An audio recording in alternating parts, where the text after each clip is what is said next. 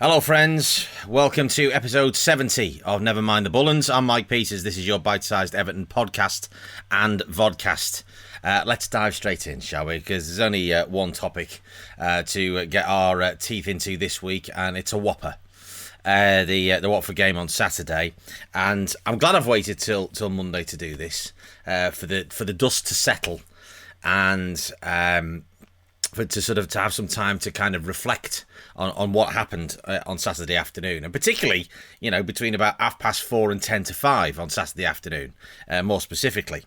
And we're going to try and be measured here, because I don't go for, vitriol and, reactionary spew like certain people do, and we'll get to that in a bit. But I have never seen a capitulation like that in 36 and a half years of watching Everton. I've seen us play appallingly badly and get absolutely tonked. I mean, you take your pick. There's a multitude of examples of that from down the years that would spring to mind. I think the United game in 2003, where we could have been 7-0 down at half time, somehow managed to get our way back to 3-3 and then lost the game 4-3. But we were abysmal in that first half of that game. I think of the Bolton game where we lost 4-0 back in 2000, I think it was 2005, where we then lost to Villa 4-0 on Boxing Day about a week or so later. Some absolutely rancid performances down the years. But I don't think any of us saw that coming. Particularly when we were 2-1 up, with 15 or so minutes to go in the game. None of us saw what actually happened, what, actually occurring. It just wasn't even on our radar. I highly doubt that it was on Watford's radar, to be honest with you. Even they, in their wildest dreams, would have thought that they were going to suddenly score 4 goals. And I think it's telling that, A, it's the first time that Watford have ever won at Goodison Park, but it's the first time that I think any team in the Premier League who is losing with 15 minutes to go has won by 3 goals in the entire history of the Premier League. Now, I'm not a fan of these, pretending that football didn't exist before 1992. But with 30 years of history, that is a significant stat.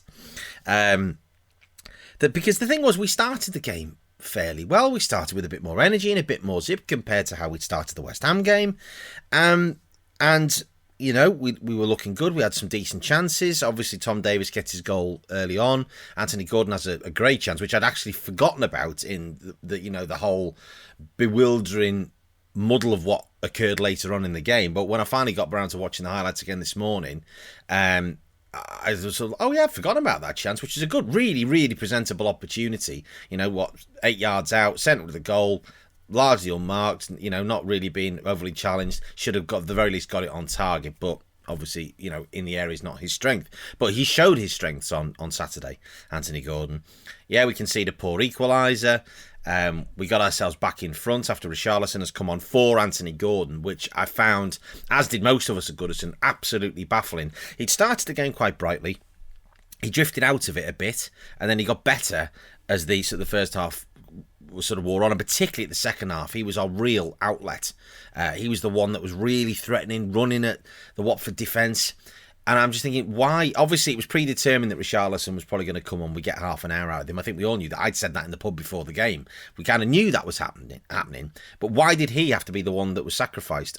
Whether that was the plan, you change the plan when you look at the game situation. Now, Andros Townsend had a poor game on Saturday. He just wasn't affecting the game really as he has done early part of the season. He was a bit ineffectual last week against West Ham, as we discussed in the previous episode. I'm thinking, why was he not taken off instead? Why was it had to be Anthony Gordon? That made no sense to me. I complained about the substitutions or lack thereof last week. Well, this week the substitution has been made, and still to me it's wrong.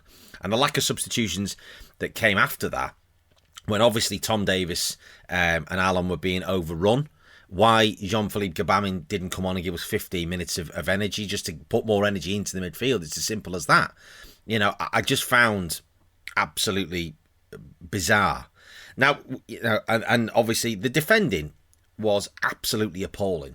Jordan Pickford had no chance with any of the goals, which says it all, really. He was completely let down by the personnel in front of him, who just went all at sea. They were chasing, powering up as soon as the second goal had gone in, instead of taking a moment or two. They all went chasing after the ball, but not effectively. Obviously, Martin Keown analysed it on Match of the Day. Ben Godfrey not close enough. He's still getting back to his best. Michael Keane left exposed, but not lacking some positional awareness in terms of getting out and not allowing players to be able to be that far up the pitch. Watford players to be that far up the pitch and still onside. Luca Dean again had a very ineffective afternoon, I thought. Although it is telling that he was able to trust the man that was in front of him on Saturday, compared to the example I cited of the West Ham game with Alex Iwobi in front of him. But he's still nowhere near the player that we know he is, and we've seen consistently for the last couple of years. And obviously Salomon Rondon, again, is sort of at the moment the lightning rod for a lot of the bile that was fired towards him on Saturday. Now, he's not Dominic Calvert-Lewin. He's nowhere near as good. He's never going to be as good as Dominic Calvert-Lewin. He's still clearly finding his feet, getting back to fitness, because he didn't play for such a long time. We got more energy out of him, but his race was run, and I don't understand again why Lewis Dobbin wasn't given an opportunity on Saturday to come and if the question was asked in the press conference, why, how close is he to starting matches, and Rafa Benitez turned around and said, well, he's close to starting some easy matches, even though it's a bit of an oxymoron because there are no easy matches in the Premier League, although I think that was slightly lost in translation. But if he's that close to starting again, why isn't he getting on the pitch at all? If he's that good, and we don't want to repeat the Thierry Small situation, give him 10 minutes, give him 15 minutes, even 5 minutes on Saturday, because the speed at which the game changed would have potentially just given us something. And I don't like the way that I feel sorry for Salomon Rondon, I really do, because I don't think at any point on Saturday we played to his strengths. We weren't using him as a focal point, getting the ball off him and bringing other players in, getting the likes of Damari Gray, Townsend, Anthony Gordon, even Alan and Tom Davis, to get them around him. We didn't use him as a focal point at all. When crosses came in the first half, they were fired to the back post, they weren't fired to the middle where he was. He got himself in a good position in the second half to cross the ball in, put a good cross in, but of course there's nobody on the end of it, because that's where he should have been, but therefore he shouldn't have been the one putting the cross in, but he wasn't supported by any of his teammates. And I feel really sorry that he's carrying the can for a sudden dip in form. But we've got to look at it and say, well, we are shorn of 7 first teamers at the minute. And that, while they wouldn't necessarily all have started on Saturday, that means it gives a significant difference to the options that you have available. No Yerry Mina, no Abdoulaye Doucouré, no Andre Gomez, no Fabian Delph, no Gylfi Sigurdsson.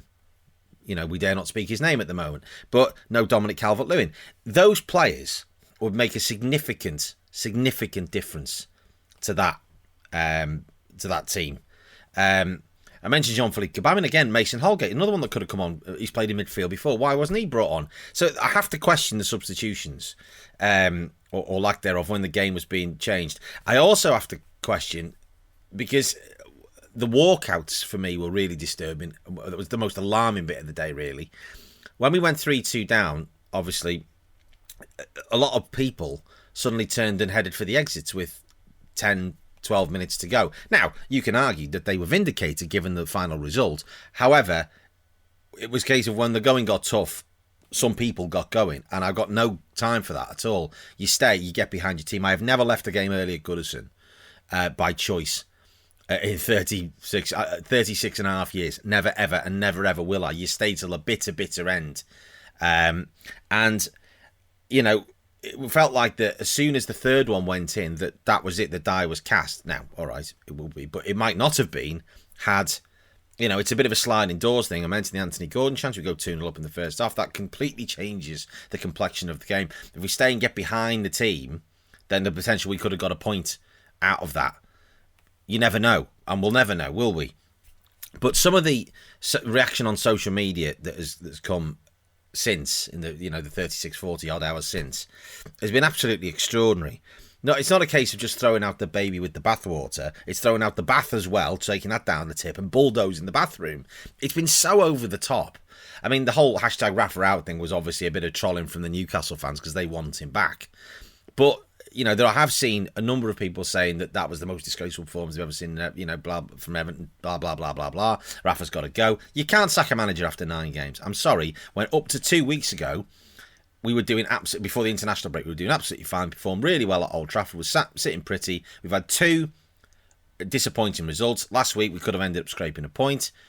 Saturday can go another way if we, just manage to manage the game better. Then suddenly we've got another 4 points. We're up on the cusp of the top 4, and everything is still rosy in the garden. So the idea that we're going to sack Rafa Benitez now is absolutely laughable. And anybody that's saying that, I'm sorry, just off you go, disappear, please, because you're talking absolute nonsense. He has to be given, with the amount of change and the amount of churn that we have had over the last 5 years. He has to be given a minimum of 2 years. Personally, I don't want to see another manager taking over before we get to Bramley Moore. Now, that's in 3 years' time, we think. So, to me, he has to be given time to bed in. Look at what he's had to deal with in the transfer window with the FFP restrictions. Never mind one hand tied behind his back, he's had 2. And there is a lot of, we've discussed it many, many a time on this podcast, a lot of deadwood to get rid of. He started that process, but there is a long, long way to go. There's still the likes of Cenk Tosun, mentioned Fabian Delph, people like that who just aren't going to be part of the squad going forward.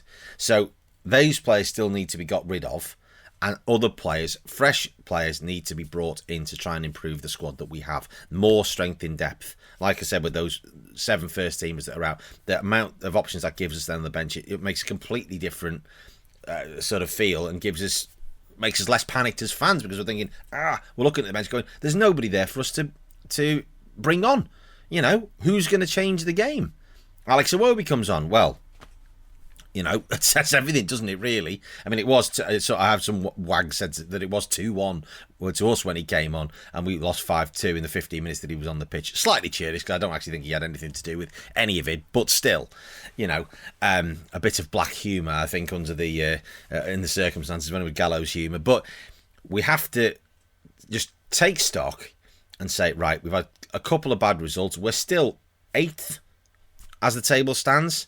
We go to Wolves next Monday, we can get a result, and then things start to look a little bit different. We have got some tough games coming up, because we've obviously then got Tottenham, we've got, Manchester City coming up in November, we then got Arsenal and Liverpool in the space of 4 or 5 days at the beginning of December. So things do get tougher, but players learn from these experiences, and I have no doubt that as a result of this, a huge amount of work is going to be done this week, particularly on defensive organisation. And the quicker we sack off the zonal marking system, the better, as far as I'm concerned, because it clearly does not work. That second goal from Kuka on Saturday was dreadful from every which way. And that's why we conceded the goal against West Ham, with Ogbonna just getting a run on the defenders. Everybody standing there, and he just powers it into the net. That has to be worked on dramatically. I think Duncan Ferguson, the shot of Duncan Ferguson that was on Match of the Day, I think sums up how we all felt. He is an Evertonian like us, and we were just gobsmacked, really, dumbfounded as to what we had seen. But we're only 9 games in. There is an awfully long way to go. I don't buy any of this nonsense that potentially we could get relegated. Far better than that.